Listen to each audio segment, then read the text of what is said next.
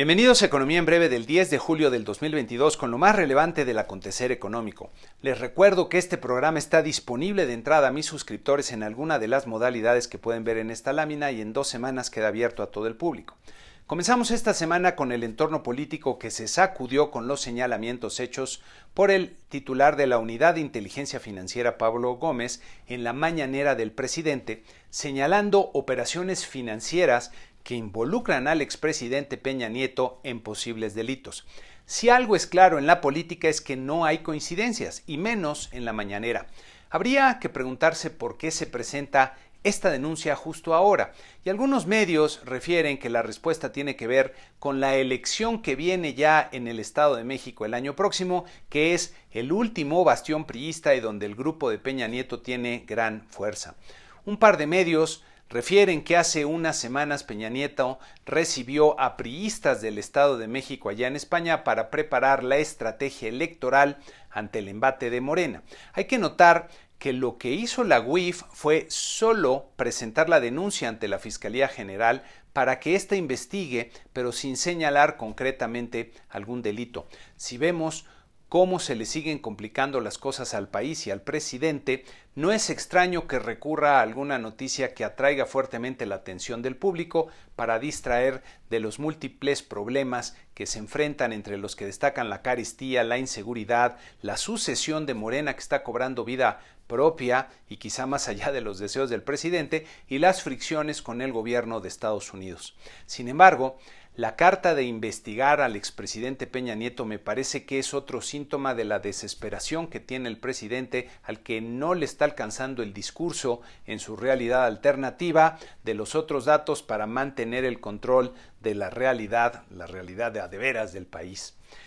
Hablando de la realidad del país, la inflación siguió presentando malas noticias, registrando 0.84% en el mes de junio, muy por arriba del 0.55% que se esperaba en la encuesta de Citibanamex del 21 de junio. Es la más oportuna que hay antes de los datos de inflación. Y esta encuesta es antes de que se conociera la primera quincena del mes, sumando con ello la sexta sorpresa al alza en el año, como podemos ver en esta gráfica, que fue, por cierto, la sorpresa más fuerte del 2022. La inflación de junio fue por mucho la más elevada para un mes similar desde 1998, como vemos aquí. Con el resultado de junio, la inflación alcanzó una lectura anual de 7.99%, manteniendo una tendencia al alza que todavía no da muestras de comenzar a revertirse. La inflación subyacente, que recordemos es la parte menos volátil de los precios, registró 0.77% en junio. También, por mucho el resultado más elevado en lo que va del siglo, sumando 19 meses consecutivos en los que resulta por arriba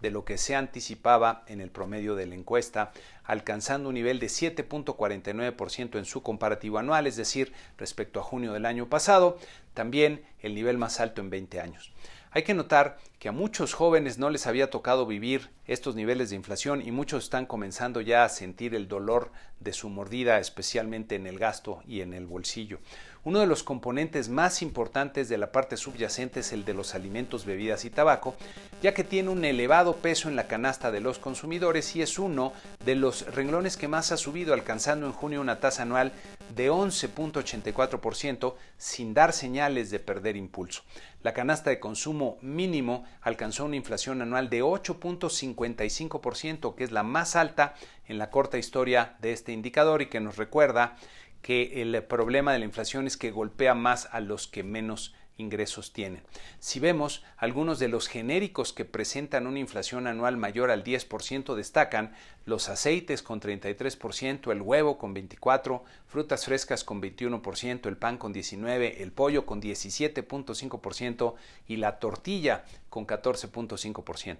Si vemos el porcentaje de los genéricos que integran el índice, que están creciendo por arriba del 4%, que recordemos es el techo del rango de variabilidad alrededor de la meta del 3%, resulta que es más del 83% de los renglones, y de los que están creciendo por arriba del 8% tenemos un 49%, y creciendo por arriba del 10% tenemos a un tercio de los renglones, lo que revela un proceso generalizado de inflación. Si vemos la inflación de acuerdo al origen sectorial, tenemos que la mayor aceleración se da en los bienes del sector primario, que de registrar una inflación anual de 2.6% en junio del año pasado, ahora registran 15.2%. Los bienes del sector secundario ya presentaban una inflación alta de 8.5% anual hace un año y ahora están en 9.4%. La inflación anual de los servicios aceleró menos, pero pasó de 3.2 a 4.9% en junio de este año, bien por arriba del rango objetivo, y me parece que aquí se revela que hay un problema de exceso de demanda. Luego de estos resultados, mi pronóstico de inflación para este año sube a 8.28%, como podemos ver en esta gráfica. Para la inflación subyacente, el pronóstico para el cierre del año se sube a 7.39%. En esta gráfica pueden ver que el pico para la inflación, de acuerdo a mi pronóstico, se estaría alcanzando en agosto en 8.47%, aunque hay que advertir que el sesgo para la inflación sigue siendo desafortunadamente al alza, es decir, puede resultar mayor todavía a lo que ven aquí. En la semana se publicaron también las minutas de la última decisión de política monetaria de Banco de México, cuando subieron la tasa de interés de referencia en 75 puntos base en un voto unánime. De las minutas destaca, por un lado, la lectura de la inflación que tienen los miembros de la Junta, en la que alguien por ahí ya señaló que la inflación de servicios, que refleja en mayor medida presiones internas, ha mantenido una tendencia alcista por más de un año, y algunos señalaron que el incremento en los pronósticos de mediano y largo plazo representa una alerta sobre el inicio de un proceso de desanclaje de las expectativas de inflación. Otro punto relevante en el que coincidió la mayoría es que hay una elevada incertidumbre sobre el tiempo que tomará que los choques comiencen a desvanecerse y que no se puede descartar que incluso se agudicen. Respecto a los argumentos diferenciados de los miembros de la Junta respecto a su voto y a la política monetaria, veo claramente que hay uno que está inclinado a detener los incrementos relativamente pronto, señalando incluso que en el próximo trimestre podrían presentarse las condiciones para desligarse del ritmo de alza en la Reserva Federal. Los otros 4 miembros parecen decididos a continuar apretando la postura monetaria con firmeza, y alguno señalando incluso que las condiciones cíclicas pasan a segundo término y no deben repararse esfuerzos en el control de la inflación, lo que quiere decir que el Banco de México debe enfocarse en combatir la inflación y no fijarse en lo que pasa con el crecimiento de corto plazo.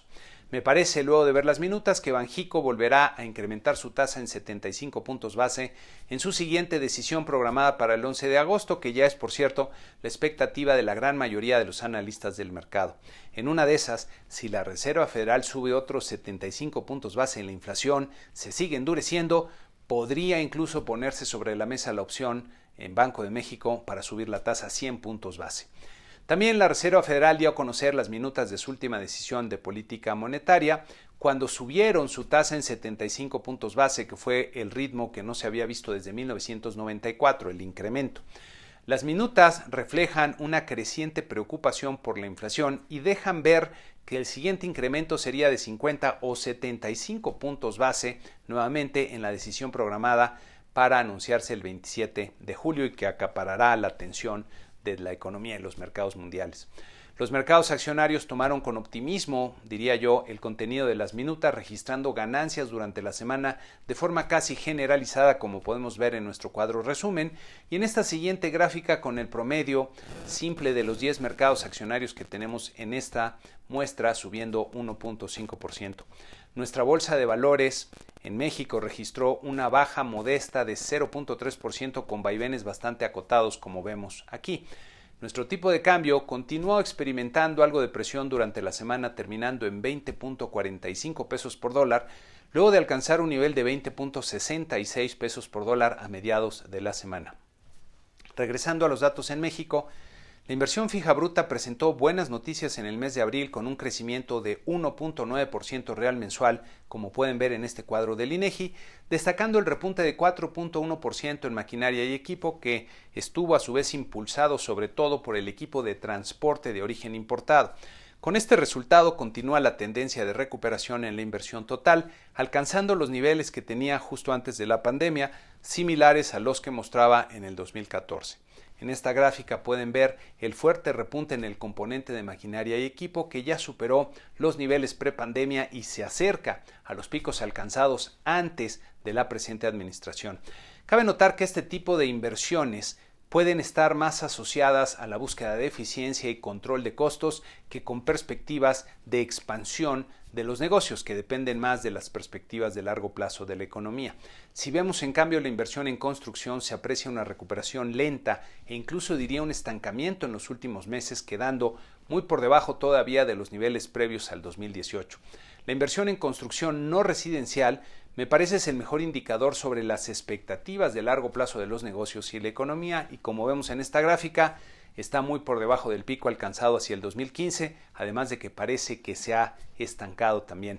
La inversión en construcción residencial repuntó en abril, pero como vemos aquí está básicamente estancada desde el 2021, mostrando una marcada volatilidad.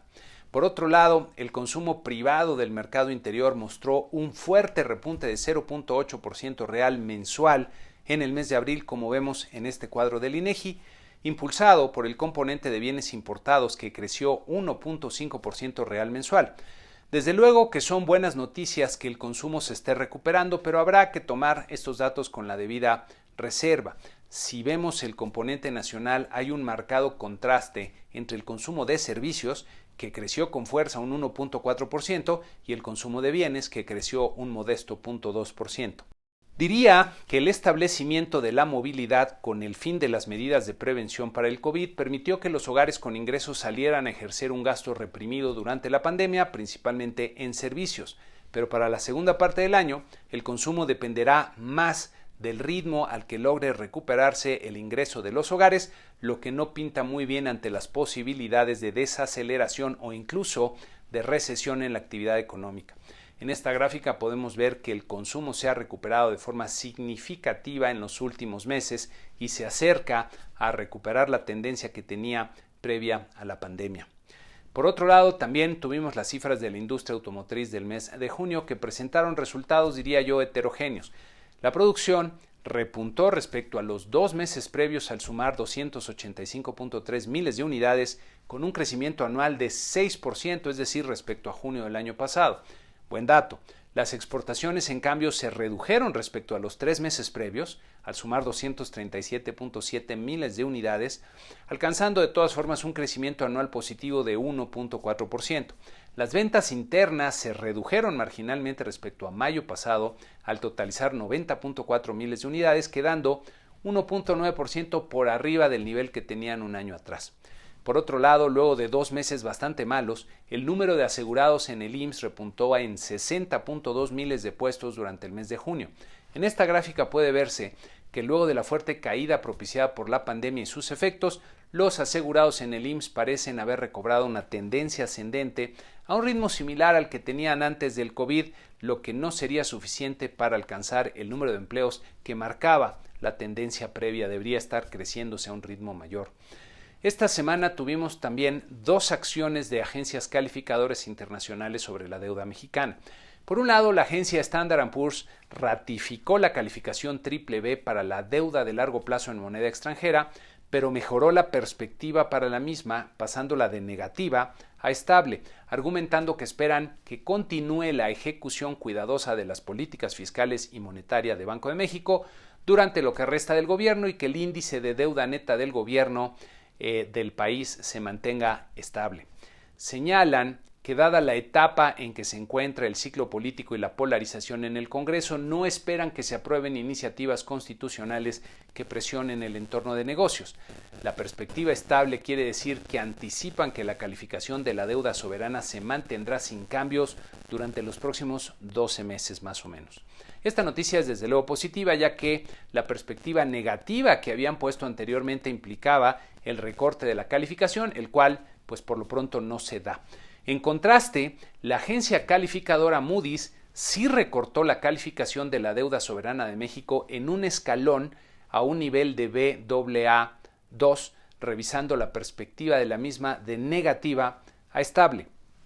Moody's explica que la baja estuvo motivada por las tendencias económicas y fiscales que espera continúen para minar gradual pero persistentemente el perfil crediticio del país. Moody's espera que la actividad económica permanecerá restringida por las malas perspectivas de inversión y las más numerosas rigideces estructurales. Advierten que aunque el manejo fiscal prudente ha limitado el deterioro de la carga de deuda del gobierno, la capacidad de endeudamiento permanece consistentemente más débil que la de otros países del grupo de calificación en el que está nuestro país, Baa2, y es probable que se deterioren dado el entorno de mayores tasas de interés.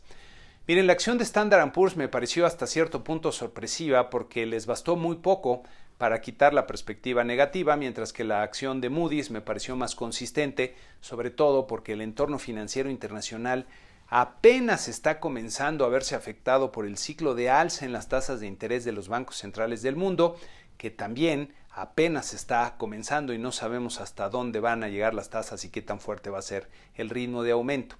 En Estados Unidos, por otro lado, el reporte de empleo del mes de junio continuó mostrando un mercado laboral vigoroso con una creación de 372,000 empleos no agrícolas que está muy en línea con los 4 meses previos, como vemos aquí en la gráfica. Y si pasamos a esta otra gráfica, la tasa, el total de nóminas no agrícolas está ya muy cerca del nivel que alcanzó antes de la pandemia. La tasa de desempleo se mantuvo estable en 3.6% por cuarto mes consecutivo, muy cerca del piso que alcanzara antes de la pandemia. Las remuneraciones medias por hora aumentaron 0.3% en el mes, lo que permitió que la variación anual que pueden ver en esta gráfica descendiera un poco a 5.1%, aunque sigue siendo una tasa muy elevada. En esta lámina pueden ver cómo las remuneraciones medias por hora se han desviado de la tendencia que llevaban antes de la pandemia y crecen hoy día a un mayor ritmo, lo que tiene implicaciones para los costos de las empresas y para la inflación.